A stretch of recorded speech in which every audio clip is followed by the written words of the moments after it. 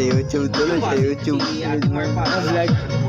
Diba dapat sa 6M siya? Oh. Kaso, mas nagpo-priority niya